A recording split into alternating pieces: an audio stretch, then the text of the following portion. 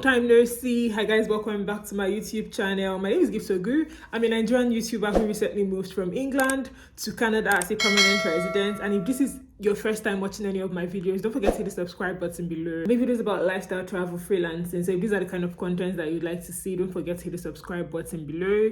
In today's video, I'm going to try to make it quick. At least quick means like 15 minutes. So today's video, we're going to talk about how to move to Canada as a permanent resident with your healthcare experience from the UK. The permanent residency scheme in Canada is a skilled workers visa. So you need to have skills. You need to be skilled. You need to be educated and skilled. So if you're not educated and you're not skilled, it's probably not the best way for you to come in here. So there are things that you need to even like make your healthcare experience work for you. The first thing that you need, I've made videos like this before, so it's sounding like repetitive at this time, but I'll just make it here because I also made it on TikTok. You need to have your educational qualification evaluated with something like WES, a platform like WES or ICAS. I only talk about WES because that's what I used, but there are a couple of others. ICAS, go and research about that and like figure it out. I only talk about WES. WES is the World Education Service, so they help verify your academic credential. Remember, it's a point-based system. It's a point-based system, and yeah, it's a point-based system. Okay, so you have points based on your academic qualifications, your English test, your age, your work experience, if you have like family connection in Canada and all of that. So you need to evaluate your academic credential. Remember that someone that has OND and HND will get more points than someone that just has a BSc. However, if you have BSc and maybe ACCA, you get the same points as someone that has OND and HND because they classify that as 2 or more degrees. Someone that has a master's degree will obviously get more points than someone that just has a bachelor's degree, or someone that has OND and HND, and someone that has a PhD will get more points than the master's degree holder or the bachelor's degree holder. I hope this makes sense. So I evaluated my bachelor's degree. I went to the University of Nigeria and studied English and literary studies. So I evaluated that before I even moved to the UK. When I was done with my master's degree and I was ready to start the process again, I evaluated my master's degree from the University of Hertfordshire. So like I said, if you have HND and OND, you get more points because that is calculated as 2 or more certificates. You get more points than someone that just has a bachelor's degree. I hope that makes sense. The next thing you get points for, with regards to the permanent residency thing, the next thing you have to do after evaluating is to write the English test. The English test can be IELTS, CELP, PTE. I only talk about IELTS general because that's what I wrote. So I have a video where I talked about how I got 9 in my listening, 9/9 in my IELTS listening. Listening carries the highest mark, followed by reading, which carries the second highest mark. So I had 9 in my listening, 8.5 in my reading. I have a video on how I did so well in my IELTS. If you want to go and watch that, please do. But remember, to get the maximum score regarding IELTS, you need to get 8.5 in your listening, 8 in your reading, 7.5 in your writing, and in your speaking. You need to read for this exam very well because it's expensive. I spent almost £200 or £200 plus on my IELTS, and it's around that range now in the UK. In Nigeria, it's so expensive. So if this is what you're looking to do, if you're looking to come to Canada, you need to write IELTS general, not the academic one, and you need to do so well. It's expensive, so try to read and pass it if you can. After that, you need your work experience. You need a minimum of 1 year work experience, but let me tell you the truth, the scores are so high now, so freaking high. The scores are so freaking high now, so freaking high. I don't even have the words. The scores are so high. So if you don't get a high score, now, like, so it's better to just try to get the maximum points and everything. So get the maximum points in your work experience. You need 3 years of work experience. 1 year will not give you so much points, so you need at least 3 years of work experience to get the maximum score. However, when it has to do with healthcare experience, ensure that if you have in that your work experience, so that is 3 years you have, or 6 years or 9 years, you have at least 6 months of experience in healthcare. There are different career paths in the healthcare that would give you points. There's the healthcare support worker, pharmacy, healthcare worker, which they call nurse aides and orderlies in in Canada. There's the pharmacy assistant, there's dental assistant, loads of roles. So you will go and do your own research, because I cannot tell you everything. Do you understand? You do your research to figure out which one you have experience in. For me, while I had extensive experience in marketing, I also had experience in healthcare, and it was my healthcare experience that actually brought me to Canada. So I submitted my reference letters for my marketing experience and also my healthcare experience, but what I got an invitation for was my healthcare experience. So yeah, so if you have healthcare experience, make sure that you also have another experience. If you have only 6 months of healthcare experience and just 6 months of experience completely, that's not all you need. Like, to get the highest score, you need at least 3 years of work experience, and in that 3 years, make sure that at least 6 months to 1 year is in healthcare if you're looking to move with the healthcare stream. Do you understand? So you need your years of work experience. You need work experience. It's a skilled worker stream, so you need to work. It's for people that have worked in this job market. So you need to ensure that you've worked. Do you understand? They also look at your age. They look at your age. So if you're 30 and above, you start losing 5 points after every birthday. If you're less than 30, you get the maximum points for the age. If you're married, you also know that you lose some points for being married.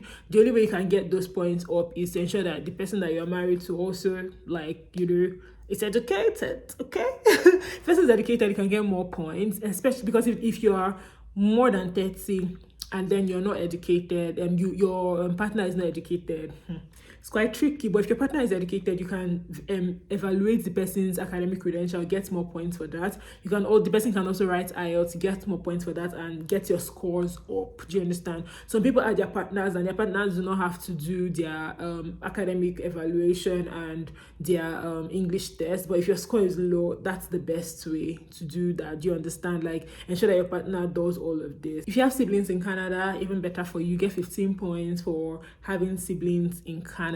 So if you have siblings in Canada, you're one of the lucky ones. God's favorite creation. So God loves you, and you will get points for having a sibling in Canada. 15 points. The main thing that you need to enter the pool is your WES, that's your academic evaluation, your English test, which is IELTS, PTE, or CELPIP, IELTS General, please.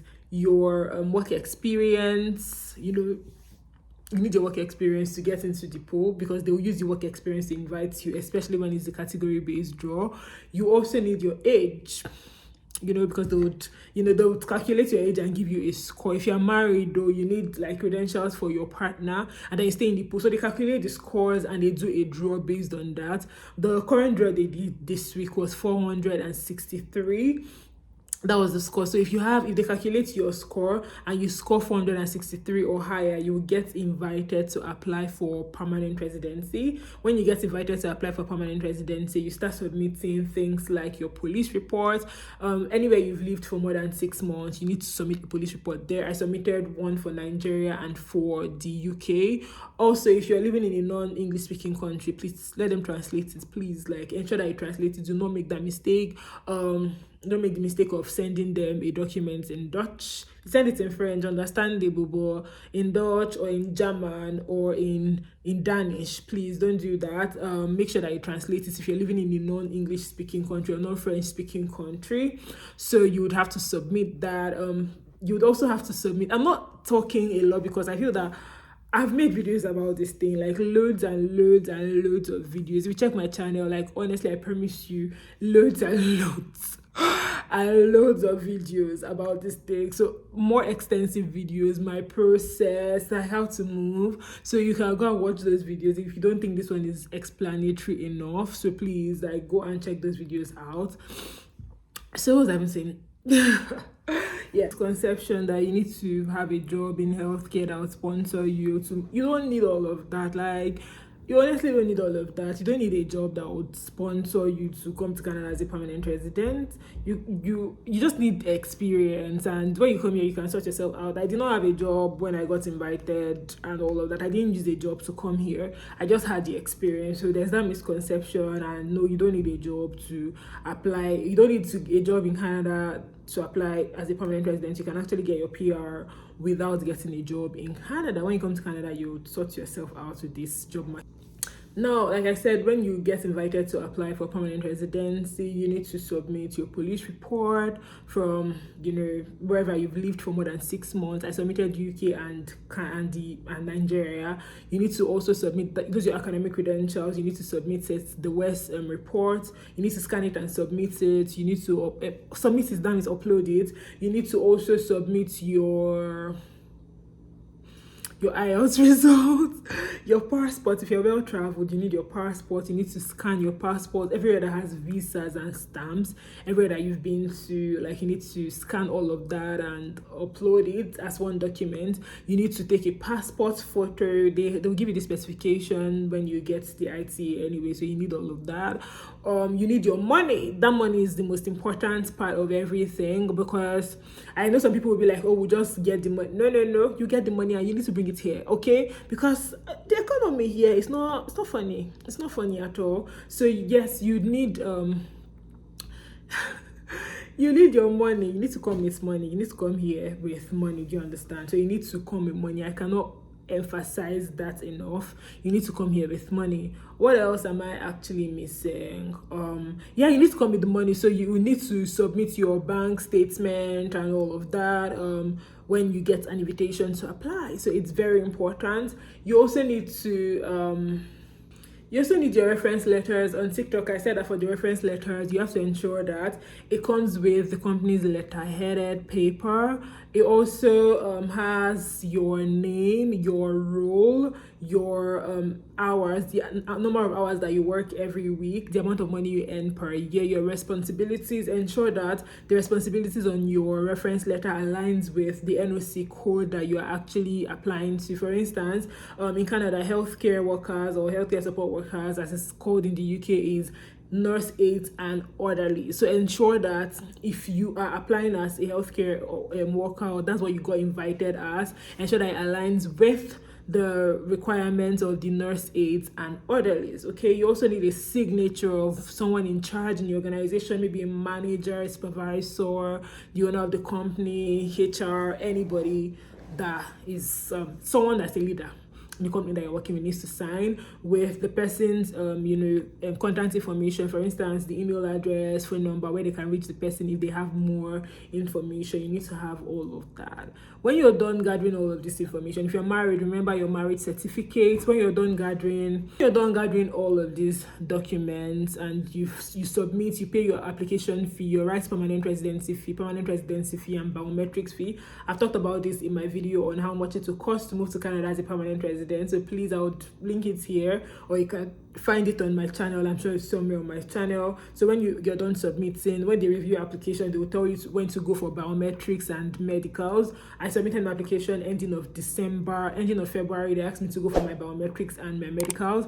I don't think you do upfront medicals anymore. Someone can correct me in the comment section. I don't think that's a thing anymore, upfront medicals. So I did not do any upfront medicals. I submitted my application and they asked me to go and do my medicals. So I went to Knightsbridge Hospital in London and did my medicals for £350, and my biometrics, I already paid for it, and I was paying for my rights permanent residency. So you wait. If they need more information from you, they would ask you. If they need you to submit pay slips, I didn't submit any pay slip, but I had my pay slips just in case they wanted it, but they didn't ask me for it anyway. So have that. You can submit your pay slip if you want. If you don't want to, like, it depends on what you want to do. Like, anything that your conscience tells you to do, please do it. I didn't submit my payslip, but I had it just in case they asked me for more information. They asked me for extra information because my money was in naira anyway, so exchange rate was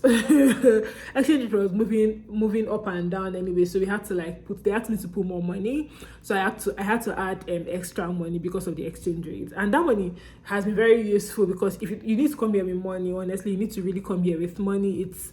It's not easy in the first couple of months. So if you come here with money, you would be fine and less pressured than when you don't come here with money. So it's very good to come here with money.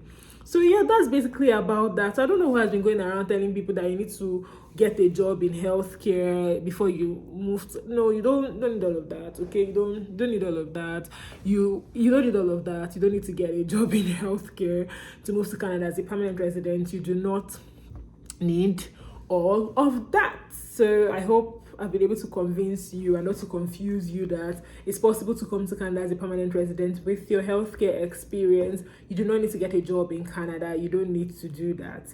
Anyway, yeah, so I said I was going to make this video as short as possible. I do have like a very busy day ahead. I want to really -12 outside. Feels like maybe -14 or something. So I'm just really bracing myself up for the journey ahead. I have not vlogged in a while, so I'll probably carry you guys along. Thank you so much for watching. Don't forget to like, share, and subscribe to my YouTube channel, and follow me on TikTok at Gitugo. I'm only on TikTok. On Instagram, I am not active. They send me a message, I'll probably not read it because I will not see it anyway. But on TikTok, if you send me a message, I will most likely see it and I will most likely respond to you. So please follow me on TikTok. You can, you know, if you want to talk to me one-on-one, maybe it has to do with marketing or remote jobs, or even you want to hear my own immigration story from the horse's mouth, I have a calendar linked in my description box, so you can click on that and schedule a meeting with me.